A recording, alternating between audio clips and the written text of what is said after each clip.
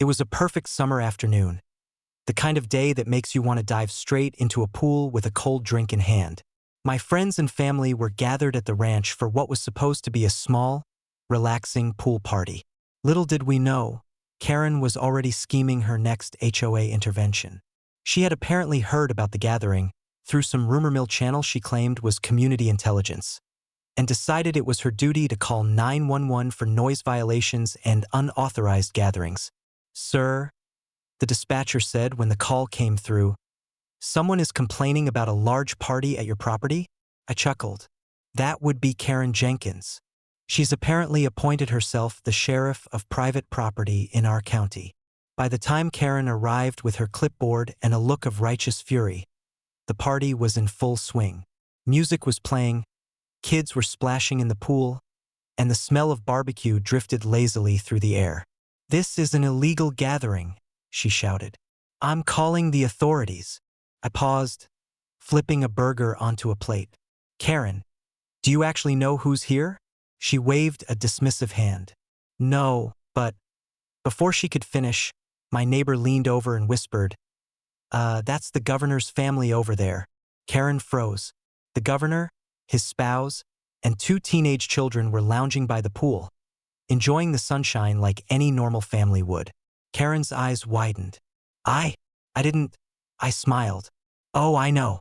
You didn't think to check. You just assumed power and dialed 911. That's how you always operate, right?" She fumbled for her phone, ready to call again. That's when my son, now a deputy, strolled over, wearing his uniform and sunglasses. "Ma'am," he said calmly, "I'm going to ask you to leave. You are trespassing and creating a disturbance. And FYI, calling 911 on the governor's family usually doesn't end well." Karen paled. I was just trying to enforce HOA rules?" I interjected. "Right? On private property, with the governor's family present." Thor, my shepherd, wandered over, giving a low, amused bark. Karen flinched. It was the perfect punctuation to the humiliation she was experiencing. By the time the local deputies arrived, called in by Karen's original complaint, they were greeted by a scene of calm, perfectly controlled chaos. Children laughing, adults swimming, and the governor himself waving politely. "Karen Jenkins?" one deputy asked. She nodded weakly. "Yes, sir." "Do you have any legal standing here?" Karen faltered. "Well, Exactly," the deputy said. "Move along. And I suggest staying off private property unless invited." By evening, the party had wrapped up.